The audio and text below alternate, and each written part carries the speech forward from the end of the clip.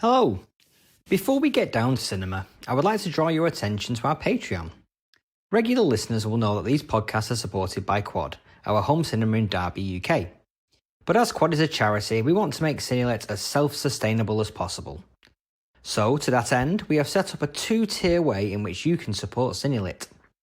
For our 35mm Cine fans, you'll get a bonus additional episode each month where we will be deep diving into an area of cinema that will be exclusive to Patreon subscribers for at least 6 months before it arrives like a late dinner guest on the regular feed. Plus, you get the episodes a week in advance of the main feed release. But if you want to support us and don't feel that pressing need to have the additional podcast each month, but still want that warm, satisfying feeling of being part of the Cinelit success story, then you can become an 8mm Cine fan, where you can donate and get our heartfelt thanks. Head over to the Patreon page and subscribe if you can. However, we know that times are hard at the moment, so please do not feel you need to subscribe if you are not able. We'll still be putting out new, free-to-listen-to episodes on a regular basis throughout the year. Now let's get back to your regular scheduled broadcast.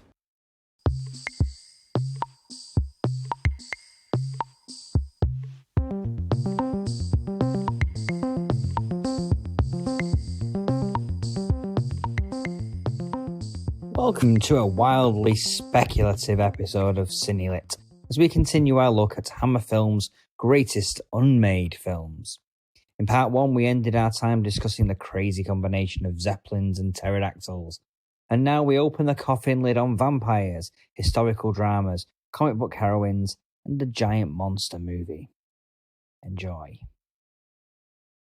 Okay, so let's move on from zeppelins and pterodactyls, I guess, to vampires. Hammer, being the studio of Dracula, are constantly trying to inject more vampires and more Dracula into their schedules as the years have gone by. And we get a run now of Dracula or vampire-centric focus films. Sure. And we start actually at the very beginning, as it were, because in 1972, they had this idea they were going to make a biopic of sorts of Bram Stoker that they were going to call Victim of His Imagination.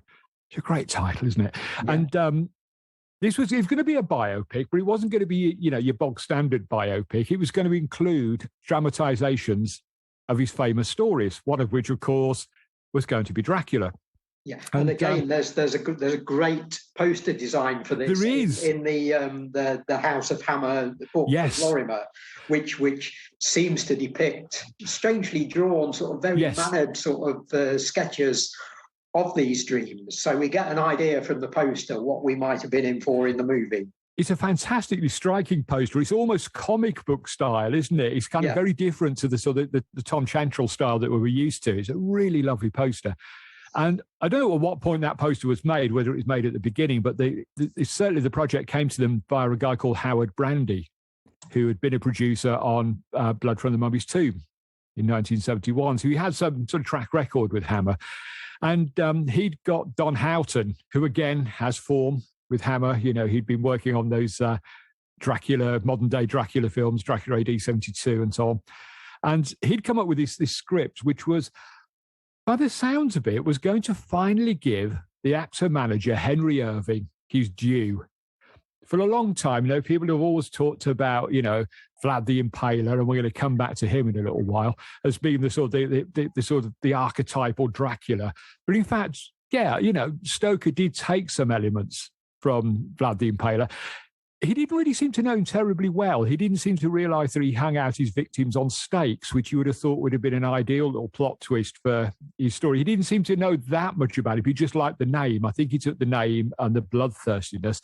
The actual look and presence of Dracula came from Henry Irving, the actor-manager. And it looked like that this Victim of His Imagination was going to revolve more around Irving, who was going to be played by none other than Christopher Lee.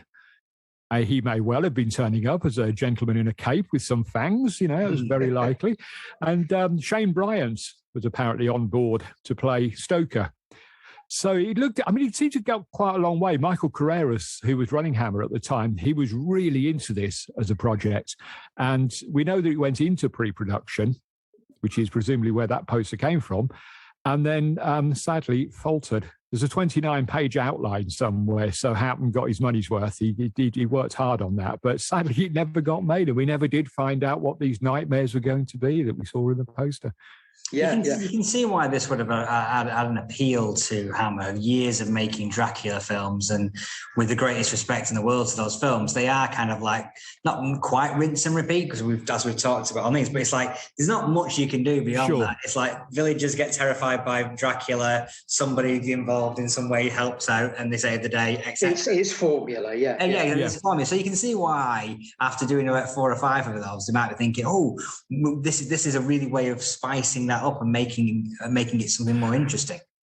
And I think maybe as well, if they're going to do a film about Bram Stoker, about Henry Irving, this would have seemed like more of a prestige project for them. Mm-hmm. They were never ashamed of their horror films. Of course they weren't. It was what made them what they were. But I wonder if maybe by this point, sort of Carreras was thinking, we should probably up our game a little bit here. We've been doing this for decades now. Let's do something for the people who don't watch Hammer films. What can we do to get them to come into us? You can well imagine, though, that had the film gone into production and been made and then was being sold and put out on the circuit, that they'd have probably got Chantrell in to do an exploitation poster, and it would have been sold to the regular Hammer crowd, I'm sure. But and they might have had the best of both worlds there, though. They might have done. I'm sure the distributors wouldn't have sat still for a film called, Victim of His Imagination. It would have been called Dracula, the True Story or something. They'd have had to bring Dracula into it somewhere. But, I think if they were trying to do it as a prestige project, I think they're on a hiding to nothing, to be honest, because by that time, Hammer was so entrenched in the minds of the public as being popular filmmakers, mainly of horror.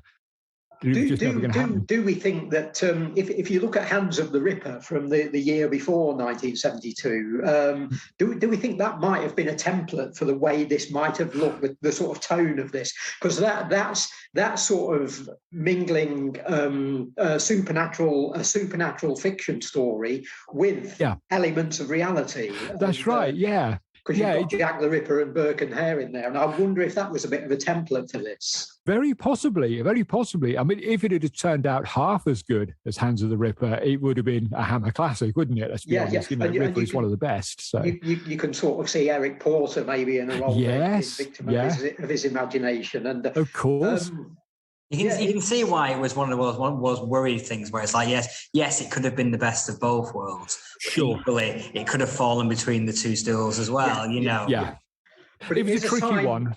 Yeah, maybe that's why they didn't go ahead with it.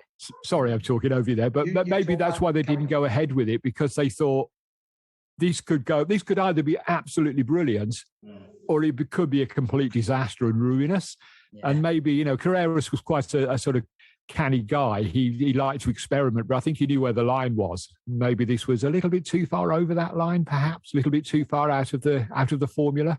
Do you think it would have been in the same world as sort of like Gods and Monsters and Shadow of the Vampire, that kind of worlds of real life and Hammer's studio impinging on each other? I think so. Yeah, I think we'd have been talking about it as sort of, the sort of antecedents of those films now. In this parallel universe that we've talked about before, of sort of, unmade Hammer films that were made. Yes, I think, there'd be Gods and Monsters would have come out, and, us nerdy horror fanboys would have been going, oh, yes, of course, Hammer did that years ago, Yeah, I'm intrigued, Kevin, by your information here about Christopher Lee, because is the suggestion that he would have played Henry Irving and then been seen as Dracula in some kind of dream sequence or fiction or something? As I understand it, yes, because Irving was meant to be the physical embodiment that Stoker was thinking of when he wrote about Dracula. It would make sense to have Lee in a dual role then, and of course audiences knew him. And Lee may well have come back for that. Anyway. Lee was really unhappy about playing Dracula. He did a couple around this time, but he was really unhappy. But if you were doing a proper, and I'm doing air quotes here, you can't see, but a serious project about a famous writer and a famous, well-respected actor-manager, I don't think Lee would have said no to that. I think it would have been a rare chance for him. In fact, almost a unique chance for Lee to be able to say, Yes, I'm in a Hammer film, but I'm playing Stoker's character. That's right, exactly. Which is what he always wanted to do. Of course, exactly. And kept banging on about for years. So. Indeed. How dare he? But yeah, he was, he's happy to do that. Do 2 more Hammer films around, Dracula films around this time, Dracula AD 1972 and Satanic Rite to Dracula. But he was reaching the end of the line with the character. So this would have been, I think, a way of sort of keeping him on board. So we get after this one, we get back into more traditional Dracula style projects, and we've got like 3, one of which is potentially a joke. And the other 2 sound quite interesting. So 1972, Dracula Walks the Night. As I understand this was a joke. This was a gag. It was made up, I think, by Richard Clemenson of Little Shop of Horrors magazine. If you're listening to this and you're not reading Little Shop of Horrors magazine, you're definitely in the wrong place. Go out and buy all the back issues now. But as I understand it, he made this up many years ago as an unmade Hammer project. There never was an unmade Hammer project called Dracula Walks the Night, as far as I can tell. It was a spoof. It was a send-up, just to see how far a story like that would travel. Bearing in mind that this would have been done pre-internet in those good old days that me and Daryl remember all too fondly of the fanzines and no internet. We used to have to wait 6 months for the next issue of a fanzine to see what was coming out because they knew things that we didn't. To put something out like that, we'd have all gone, "Oh wow, Dracula Walks the Night," and we wouldn't have thought twice about it. We would have thought, "This is a respectable source. It must be happening." If it's Dick Clemenson saying it, you believe it. You believe it, don't you? Yeah. So of course, the interesting thing here in the 2020s is, Dick, you just mentioned getting back issues of Little Shop of Horrors. They're now all available online. Of course they are, absolutely. So now we can go back and find out more about Dracula Walks the Night. Versions. So, indeed, yes. So who would have thought that? But it's sort of an April Fool type. Of a little spoof thing, just to see how far it runs. I think there's a lot of those around, not just in Hammer, but you go every April. I think you have to start looking for films that have been announced and start thinking, is that real? Is that really going to happen? I've perpetrated 1 or 2 myself. So yes, I know all about the one you perpetrated. Yes, indeed, implicating my good name in that one. I seem to remember. Yes, yeah. But let's get on then to the real deal, because we've got 2 projects mooted for the mid-70s, both with wonderful titles: The Unquenchable Thirst of Dracula, and then Kali, Devil Bride of Dracula. Yes, I mean, these were supposed to both be set in India. Yeah. And presumably they were done on the back of Legend of the Seven Golden Vampires. We saw Hammer go off to Hong Kong. And, not a great film, not a terribly successful film, but it maybe opened the door, thinking maybe we can go and visit all the former colonies and go and do, some vampire films set there. And Hammer were all about these production deals globally at the time. They were working in Hong Kong, working with German production companies, and just looking to keep afloat by sort of mixing and matching with international co-conspirators. And what bigger market is there than the Indian film market? Sure. Which was then, remains now absolutely huge, massive film industry. Their own horror industry was beginning to thrive at this point as well. They were even making their own vampire films. They were indeed, or soon after. Very heavily inspired, some of them, by Hammer. So it kind of made sense that clearly there was an audience in India for this. So if you can combine the two, the audience in the traditional areas like USA, Britain and Europe, and then bring in the Indian market as well. You can see why the temptation was there. And Anthony Hines, is formerly associated with Hammer. He'd spent time in India after World War II. So, he loved the country. So maybe his tales of the country wore off on them and they thought, this is a good place to go next after Hong Kong. Yeah, well, the first one of these, The Unquenchable Thirst of Dracula, did see... I was about to say light of day, but I guess audio light of day. The sound of day. Sound of day, the dawn of day, I guess. Mike Gatiss produced a radio adaptation of... That's right. Was it of the script or was it of the... Yes, Prior to that, Jonathan Rigby had staged it a la Stephen Shields' Zeppelin versus Pterodactyls. Jonathan had done a reading of the script again on stage at Nottingham Broadway as part of Stephen and Chris's Mayhem Festival. So that was the first sort of incarnation of it, and then Mark took it up and dramatised it for Radio 4. Yes, went out Halloween 2017, I think it was. Yeah, and very fine it is too. Very good it is, yeah. Michael Sheen as Dracula, who maybe you can't quite see as a visual count, but but the voice. He's damn good on air, yeah. Oh, absolutely, yeah, he's fantastic. I mean, highly recommend that. That's possibly still around somewhere on the BBC. If you go and look at BBC Sounds, it's possibly still out there. Yeah, and I think all three of us would recommend it if you've not heard it.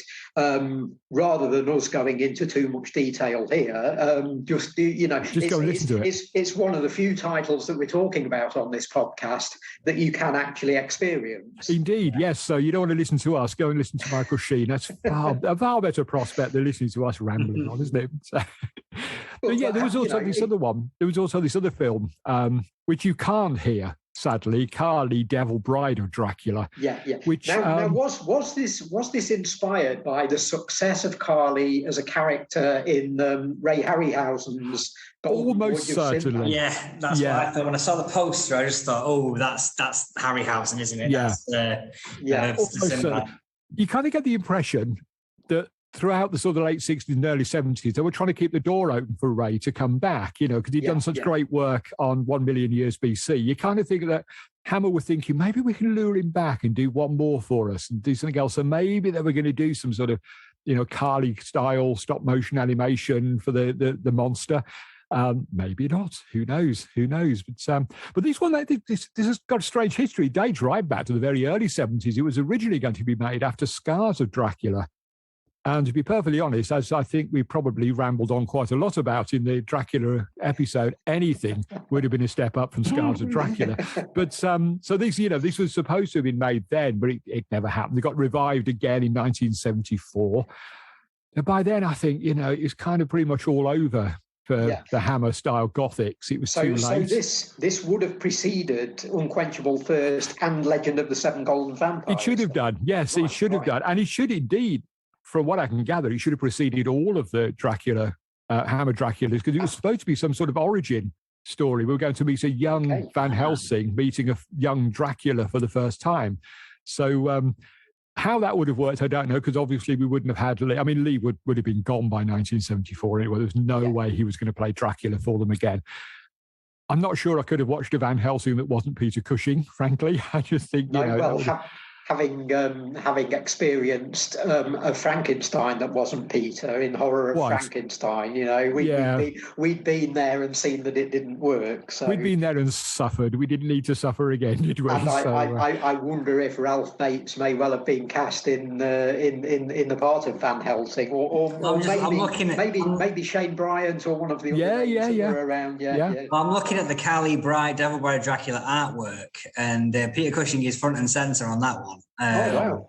Well, the artwork that's Chantal just doing. But the artwork would have been done well in advance to try and flog the movie. It's like, oh, look, we can get Peter Cushing. Oh, by the way, did we not tell you that Peter's not interested? Oh, never mind. We've got your money now. We're making the film. So, and it's a prequel, and he's too old to play the role. He's way too old. They might have had a part for him. It's a kind of like at the beginning doing a flashback thing, introducing, oh, I well remember the days when I was a 20-something man, and then sort of fading away to the younger guy. But, yes, a little sort of bookend thing. Yeah. But it might well have come to the stage where, unfortunately, Peter can't. His agent would sort of say, unfortunately, Peter can't do this. He's off making this little thing called Star Wars. And everyone going, well, why? That sounds terrible. Why can't he come home to Hammer? But again, alternate universes. Because by the late 70s, clearly everybody wanted vampire movies, and no one was interested in space films and Flash Gordon and all that nonsense. Why doesn't he come back where he belongs? Yeah, quite. Sure. Cool. So we're moving on from that. We get another vampire movie. on the plate here that isn't a Dracula movie, but is another very famous intellectual property vampire of Vampirella, Foriakin's creation in the 60s, I believe. Yeah, intellectual being the operative word, Adam. Yeah, sure. But that's what I think about whenever I see pictures of Vampirella. Yeah. So this was Forrest J. Ackerman's character, wasn't it? That's right. From the Warren comics in the States, and again, of course. We did eventually get a version of this in the 90s. Well, this version was supposed to be. It wasn't like Caroline Munro sounded out for this. Yes, she was. I mean, eventually they got Barbara Lee to dress up as Vampirella and go over to conventions in the States in costume, which I'm sure must have caused an absolute uproar, given that conventions that back then were much more male-centric than they are today. So I think Barbara Lee walking around in that costume would have caused absolute mayhem. Well, it's a kind of nice symmetry that a Bond girl ended up playing Vampirella in the 90s. It does seem that Caroline Munro may well have turned this down because of the costumes and because of potential nudity as well. I've seen. You say that, Darryl, though. She's not wearing much more in Star Crash, though, is she? I guess not. It's actually quite a similar look, isn't it? It is a very similar look. Yeah. But that was the new sci-fi that Kevin's just mentioned. So exactly. That was acceptable, But that's what people wore in outer space. So of course, exactly. So the producers told her. Gravity plays havoc on full clothes. But I've seen Valerie Leon's name attached to this as well. Yes, that's right. I think she and Caroline, either of those, would have made a striking Vampirella. But they would have been absolutely fantastic, either one of them. And again, as this was an American character and sort of better known in America, would this again have been an attempt to? Hammer films were successful in the States anyway, but would this have been an attempt to tap into that American market maybe more than the domestic market?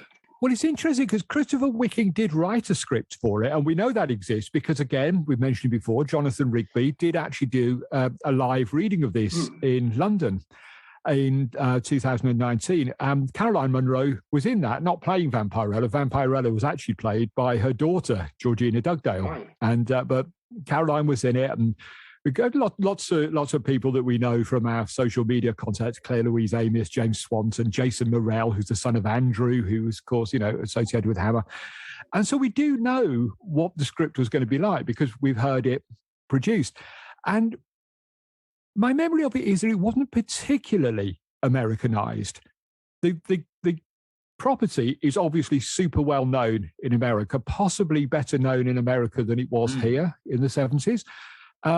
But the script itself didn't strike me as being particularly Americanized. I mean, Peter Cushing, again, was in the frame to play the leading character. So it looked like they were going to keep it very, very British, but with an American character. What was the storyline? Because obviously the original origin is more space vampire. Yeah, it is pretty, isn't it? Yeah, but they did keep to that. So she is a vampire from outer space who arrives on Earth, and there's all sorts of conspiratorial backstories with secret government agencies and all the rest. So it's very, very different from what was Hammer were known for at that time. But that's exactly what they should have been doing. Yeah. The Gothic was kind of, it was done. It was over. It had a wonderful period. They needed to look for something like this.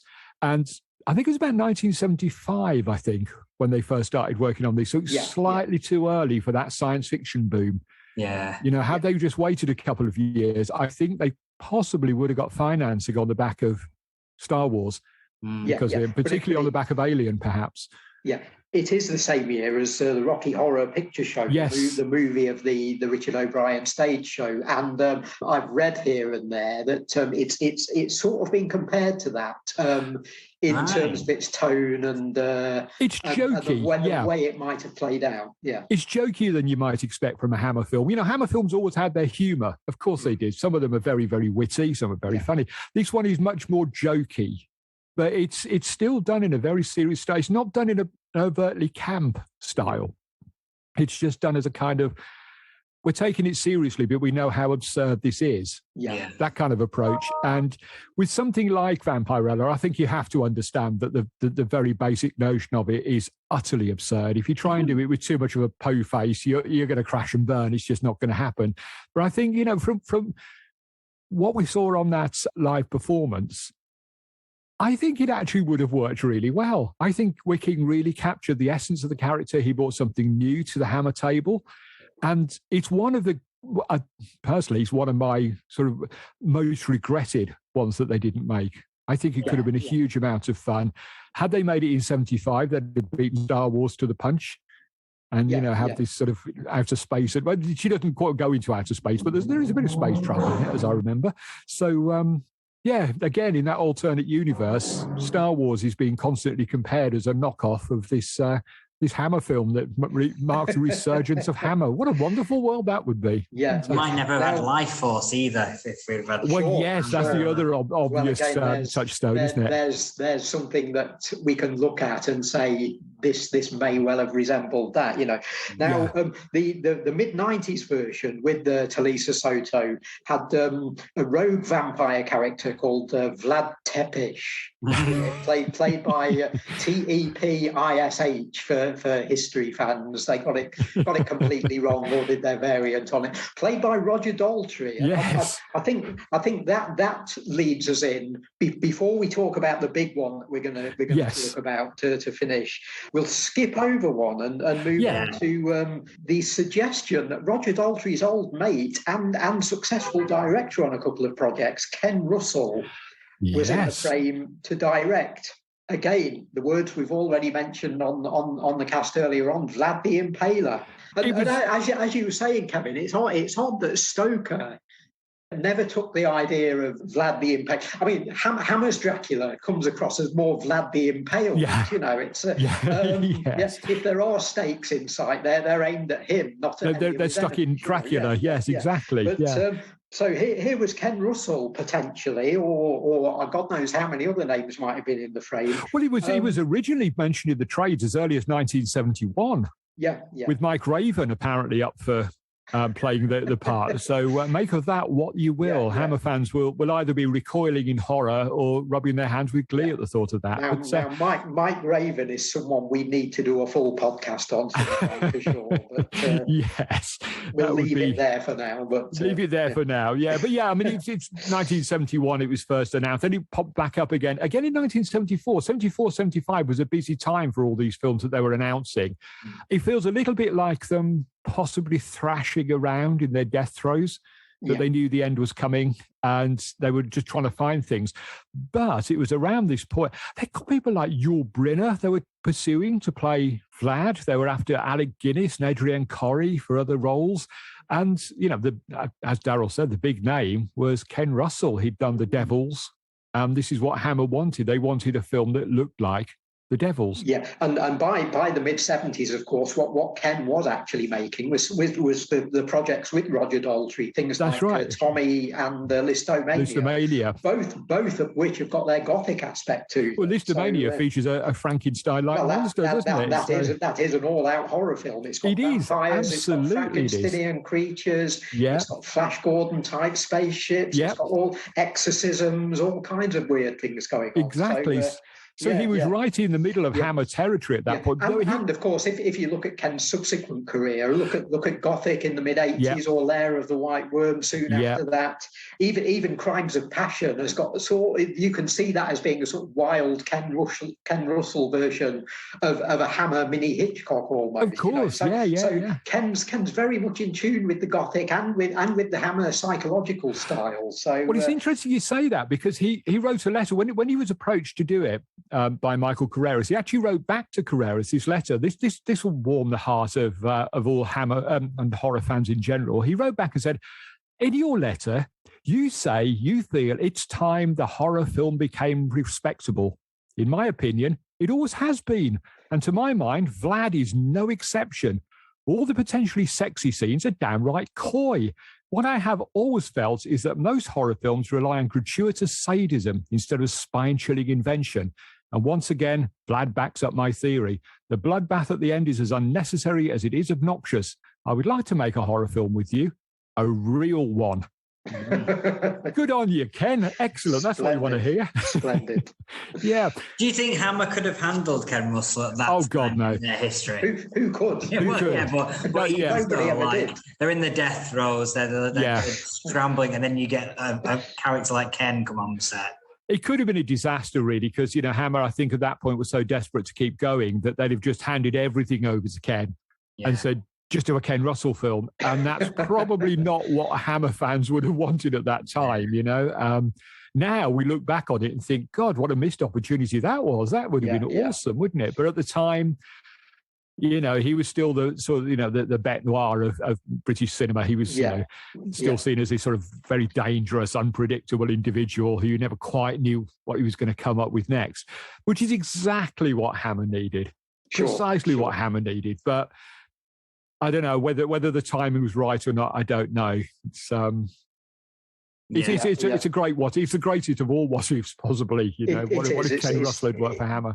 It's the great lost Hammer film. Yeah. But Ken, of course, was a huge personality at the time, and has remained so. He's still looked on with great affection by fans. Of course. But maybe not the biggest 70s name associated with Hammer around this period in terms of unmade pictures, because we're moving on, I think, to a figure who's maybe not as well remembered as Ken Russell, but who in the 70s was Mr. Showbiz, Mr. TV, Mr. Global Brit, jetting back and forward across the Atlantic, Mr. David Frost. Oh, yes. Now, you need to tell me about this one, because this is one I don't know as much about. I thought he was going down a completely different avenue.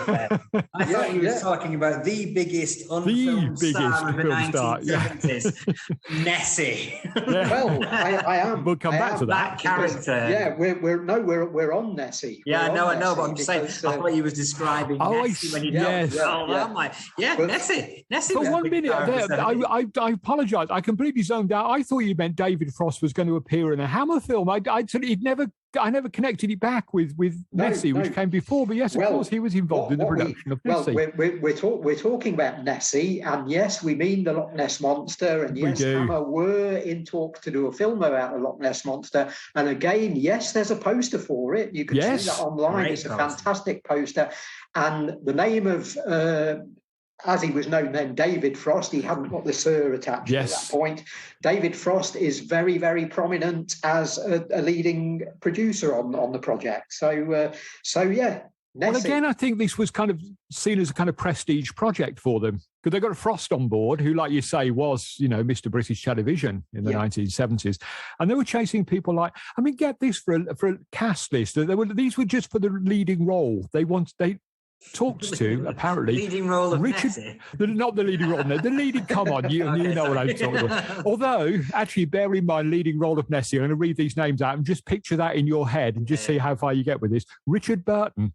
Wow. Richard Burton is Nessie. You can see it on the poster. I can see that, yeah. Charlton Heston. They wanted Charlton Heston. They wanted Ryan O'Neill, Richard Chamberlain, Michael Douglas. This was seen as a big deal for Hammer. It was going to be a big old... And, they thought, we're going to make a monster film. We've got to talk to, the king of the monster films. Who do we go to? They went to Japan. And when it's a co-production with Toho. Toho, yeah. Home of Godzilla. Big favourites of the podcast, yeah. Absolutely. Where else would you go if you're going to make a giant monster movie, And that's where they went. So it looked like it was going to be a prestigious project. They apparently got $7 million that they wanted to spend. The problem was that it wasn't quite enough, and they needed more. And they just couldn't find enough other backers. Toho were going to put money in, Hammer were going to put money in. But as Daryl has said, Hammer relied very heavily on co-productions with other people. What a lot of people don't seem to realise is that all the classic Hammer films aren't actually entirely British. They're British-American, because a lot of the money came from the big studios. By 1976, 77, 78, when this was around, the Americans were pulling out or gone altogether by this stage. Their little British adventure was over. The British film industry was about to sort of not die. It didn't die. It just sort of fell on its knees a bit and took a little bit of time getting back up again. But, that big boom period from the 50s to the 70s was drawn to a close. And there just wasn't the money. to pull this off, which is such a shame, because I don't know what they were planning to do about the monster, whether it's going to be stop motion. I would imagine it was. Yeah, again, it's the possibility there that Harryhausen might have been asked back on board, or maybe Jim Danforth and Dave Allen. Exactly. I think Danforth and Allen were the sort of the no disrespect to them because they're marvelous, but they were the sort of second tier animators, and they would have done it. They would definitely have done it. Whether they could have got Harryhausen, who was, the undisputed king of all this stuff, whether they could have lured him back to do a Loch Ness Monster film. Maybe. They'd never done a good Loch Ness Monster film before or since. So maybe this was, the way to sell it. I do feel like with the movie I want of a Nessie movie is never going to be made. No. The world's moved on. No one's going to fund a giant monster movie about the Loch Ness Monster anymore. In this one, they didn't weren't planning to do what I would have liked to have seen. I would like to see a Loch Ness Monster film set in Loch Ness and around Loch Ness. Yeah. In this one, apparently the dumping of a toxic chemical called Mutane 4. Now, when they name these chemicals, do you not think that's a warning? You've got this thing called mutane. Are we really going to put this in a loch where there's a monster? Really? I mean, what do you think is going to happen? What's going to happen? Yeah. What's going to happen? And he gets free and he goes on the rampage. And, presumably with Toho on board, he would have had to attack Tokyo at some point. It might well have attacked New York. It would have been one of those world traveling, sort of things. I just want to see something small and creepy with something lurking beneath the loch. Yeah, what we want is an Ealing Loch Ness movie, not a big global production. Although had they mutated by poisoned whiskey. Yeah. That sounds great. You should work on that. Nessie galore. There's your title. Indeed. Brilliant. But had this gone global and gone multinational, again, I think Michael Anderson's name was attached to it. But again, that's right. Wouldn't you have loved to see Ken Russell have a go at a Nessie movie? Please. Ken Russell just doing a giant monster film. Can you imagine the phone calls between Ken and David Frost? Oh, God. Again, in that alternate universe, that happened and someone bugged the phone and there's a tape of it and it's become, this sort of pop culture legend. It's still being listened to on YouTube today by people who don't even know who Ken Russell and David Frost are. Yes, marvellous. But, how do we get to this parallel universe? It sounds a lot more fun than the one we're living in. Yes, that's what this whole podcast's about, really. Indeed. Speaking of which, I gather that Chris Wicking is again attached to this one. Yes, indeed. Yes. Now, the mind boggles at that, because the idea of a Nessie movie is great, but the idea of a Nessie movie written by the man who wrote some of Hammer's most impenetrable and still controversial among fans to this day screenplays, I really cannot comprehend what that might have been like. So what do we know about what Wicking contributed to this? Very little that I can find. We know he was attached to it. We know he wrote an outline for it, which is where this whole Mutane 4 being dumped in the loch nonsense came from. And presumably they couldn't go too far, I wouldn't have thought, with the development without this extra money, because they wouldn't have known what, Chris Wicking could have come along with this thing where this, it's a monster the size of London that sort of tramples the capital underfoot, the very first scene, and then goes on the rampage around the world. But if all they'd got was the 7 million, which sounds like a lot, but really it isn't when you're doing a monster movie, they'd have been lucky to have done the film that I wanted to see, which is just set around Loch Ness, I don't think they got terribly far into it because they were just waiting for the money. It was really difficult. In the old days, they knew what they could make and they kind of knew what money they might get from people. So they could make a poster for for some vampire film, because they knew they could do it on the cheap. They knew they could cut corners. They knew which corners to cut. This was pretty much new territory for them. They'd never done anything quite like this before. So I think they had to be very careful about, giving Christopher Wicking too much money and saying, go and write a full screenplay, only for it to come back and say, sorry, Chris, we're going to have to cut all this stuff about Tokyo, mate. That's got to go because we're just going to stay in Loch Ness. It would have been too much of a risk, I think. Yeah, but we've got the poster, which is fantastic, and we'll always have the poster. In fact, it was actually the first unmade Hammer film that I was aware of, because I remember seeing that poster in either World of Horror or House of Hammer magazines in the 70s. At the time, this would have looked like a going concern. Exactly. We'd have been reading that and thinking, of course, Hammer are back. They're making a new film. Making monster movies. This is great. It was our first Hammer disappointment, really, when it didn't happen. Exactly. And then, of course, years later, you realise that it was just one of many that never got made. History.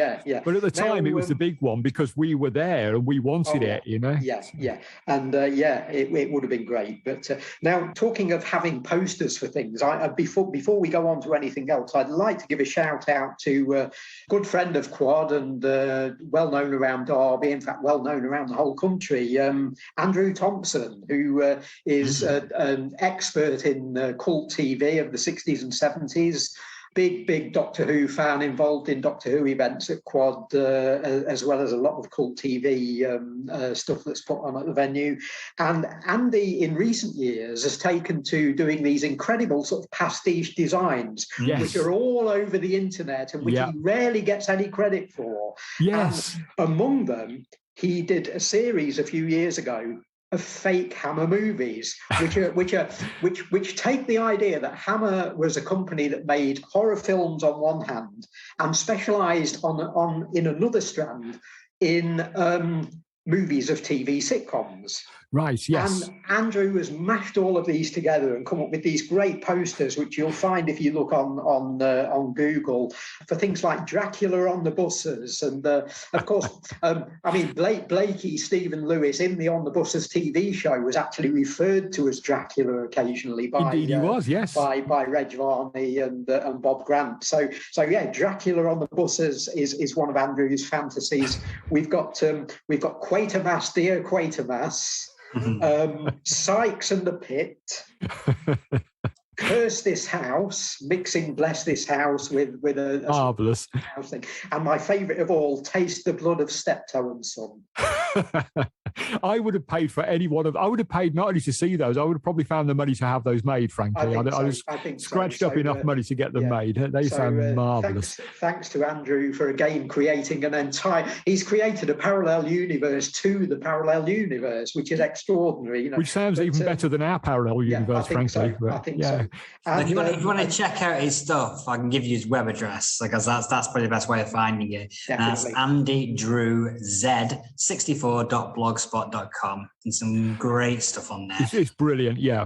And Sapphire and Steel lollipops are particularly good. Well, that was so good that it actually got reprinted in a theatre brochure, I think, didn't it? As though it was a real thing. So. It was Infinity Magazine, I think. Oh, it was, yes, yeah. So fooled them. So there's a whole strand of, we're talking about the Hammer films that never got made. Here's a whole strand of fake Hammer movies that were never going to be made, but we wish they had been. Wish they had, absolutely right. Yes. And of course, Kevin, what else have you got for us then? Well, we've really only sort of scratched the surface here. We could have probably done an entire series of a dozen podcasts on all the films that fell by the Hammer wayside. More recently, as we know, Hammer's come back, and there have been all kinds of rumours swirling around. Simon Oakes himself has actually said on a couple of occasions, yes, we're going to do a remake of The Abominable Snowman. We're going to do a remake of Captain Kronos, Vampire Hunter. God, I'd love that one. That'd be good. And there's been all sorts of rumours about they're trying to relaunch, if you'll pardon the pun, Quatermass in a new series of films, or possibly even a television series. Who knows?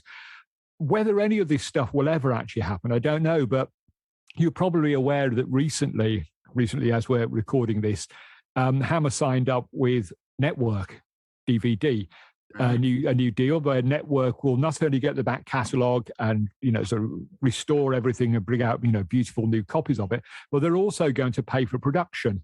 So it is possible that we might see some of these coming out. Network is very much a nostalgia label, so they're not particularly going to want things like the Lodge, which I enjoyed, a good film, but they're not necessarily going to want that. They're going to want a brand name. I would imagine they're going to want Quatermass, and they're going to want traditional Hammer.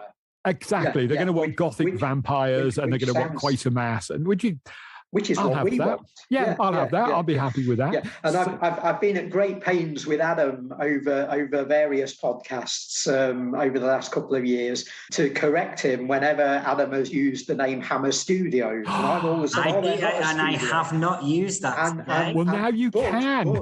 But now you can, because the network deal means that they are now called Hammer Studios as of a few months ago. So, yes, indeed. So all of us sort of diehard purists who've been ticking people off saying pedants, we're now silent. So, you say pedant, we say serious researcher. I mean, it's a very thin line, to be perfectly honest. I only say pedant when he's correcting me. So. Yeah, you, as it turns out, Adam, you were right all along. We just didn't know it. So. And of course, Adam will be fine with Hammer Studios. I still find that really difficult to say, as I'm sure you do. You will still bristle whenever you hear those words used together. But I do hope. Well, I sort of do hope and don't hope for different reasons that we see the words Hammer Studios emblazoned up on a big screen one day. Oh yes, please, yeah. Just one more trip to the cinema would do me in my lifetime. That would be good, just to see a Hammer film. And if it's a good proper Gothic. It might even be one of these projects revived. We might get victim of his imagination after all. Well, with all the interest, with your friends up there, with Jonathan down here and Mark doing their bits and pieces, it's shown there's a real interest in those old films, those old scripts, and they clearly still work. Yeah. The scripts clearly still work. They might need a little bit of spit and polish here and there just to sort of, knock off some of the edges that sort of... As we know, the filmmaking landscape in the 1970s was very different to what it is today. So they might have to do a few little bits and pieces here and there, but I think they could revive them. I wouldn't bet against, I don't know whether this has happened or not, but I wouldn't bet against Mark Gatiss having taken a couple of meetings to discuss maybe shooting Unquenchable Thirst of Dracula. I mean, if you're going to get one of the current crop of film writers, television writers in to do a new Hammer film, I mean, Mark is your first stop, isn't he? He's your first go-to man, So yeah, wouldn't that be great? I can imagine behind closed doors he may well have spoken to the BBC or Netflix or someone. Again, my fantasy that is, but who knows? Wasn't he involved in the Dracula TV thing though? Yes, he was. Yes. That wasn't massively well received, from what I remember. It wasn't, but with the Hammer name attached to it, if they're adapting an existing script and not wandering too far from that, he could do a very good job of it, I think. That's it. Hammer still means a lot to a sizable audience. It does. And Mark knows that, and he's one of that audience as well. He's a fan. He's first and foremost, he's a fan, so he'd be respectful. And some point in the future, there's going to be this cataclysmic implosion, this ripple through time and space, where our parallel universe collapses in onto our world, and these films we're talking about are going to get made. I can feel it coming. It's going to happen. It's going to be this strange sort of... Given the state of the world in 2022, that can't happen too soon. It feels like it's imploding already, doesn't it? Well, here's hoping for a 2029 Nessie release. Yes, please. Oh, yes. Oh, yeah. We've got to go for that. Directed by the ghost of Ken Russell, please. So we've covered some of the key ones. Is there any like small ones, TV shows or anything like that you wanted to flag up before? Well, there's a lot of stuff, and not even small ones. I mean, they were looking at doing book adaptations at one point. They were circling Rosemary's Baby at one point before it went off to Roman Polanski. Neither The Sea nor the Sand, they had rights to that. That got made elsewhere. Was made. Yes, yeah. Picture of Dorian Gray they wanted to do, and again that makes sense. They'd already done all those 30s and 40s classic horror characters. Let's do this one. There was some science fiction films they wanted to make. Disaster in Space, which was a proposed sequel to Moon 02. I think we dodged a space bullet there, didn't we? I mean, Disaster in Space kind of sums up Moon 02 in my mind, but there you go. They weren't going to call that Moon 03 then. And have a totally different. To the first one. First one. And there was a Jimmy Sangster script which went by the wonderful title, The Goldfish Bowl in the Sun, which apparently was another science fiction film. Sounds like a Douglas Adams film. It does, doesn't it? It sounds more like a sort of, sort of spin-off from Hitchhiker's Guide. But there were loads of horror titles: The Disciple, Murders at the Folies Bergère, Vault of Blood, An Eye for an Eye, Dante's Inferno. Honestly, we could do a whole series just on the Unmade Hammer films. I'm not sure how many people would still be listening to it after the third or fourth episode, but there were so many of them. It was just extraordinary. And another big what if. I think this was scuppered by the failure of Raise the Titanic, but there was going to be a second series of Hammer House of Horror. It was good. Yeah, there was. I mean, that was announced very early as well. That was actually announced in 1970, and it took them 10 years to make it. But yes, there was going to be a Hammer House of. We'd had horror, mystery and suspense. There was going to be a third one. I can't remember what it was going to be called, but yes, they had plans to make a third one. But yeah, Race the Titanic killed ITC. They raced the Titanic, they sank ITC, and that was the end of that for Hammer.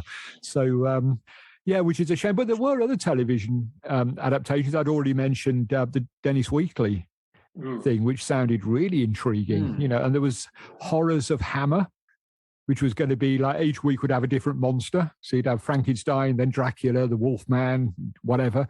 That could have been great fun. And television, I guess, is an even harder thing to crack than cinema. Because with cinema, certainly back in the 70s and before, you had lots of cinemas to show things in. Television, back in the 70s, you had 3 channels. Yeah. And, if they didn't have room in the schedule, even for a behemoth like Hammer, then you were stuck. The BBC were never going to touch it. It would have been ITV. And maybe they would. Maybe they'd have gone for it, but it just didn't happen. So it's a shame. Never mind. Okay, let's draw a line. Let's nail the coffin lid shut again on these Unmade Hammer films. Thank you very much. Does this mean I've got to come back from the parallel universe to our real world? Because I really don't want to do that. Can I just stay here for a while? It's much nicer. In the 4th installment of this series on Hammer, maybe we'll bring you back to the real, actual made films. Well, I'm going to stay here for a while and watch Nessie because it's great. So I'm going to stay here and watch Nessie. But I'll be back in the real world in time for the next one. That's great. Thanks for joining us, Kevin. Always a pleasure. Thank you. Okay, we'll be back in another couple of weeks with another great episode. Do check out our Facebook page and do drop us an email at podcast@derbyquad.co.uk if you've got any ideas of subject matters you would like us to explore and take a look at. Until then, take care and we'll see you soon.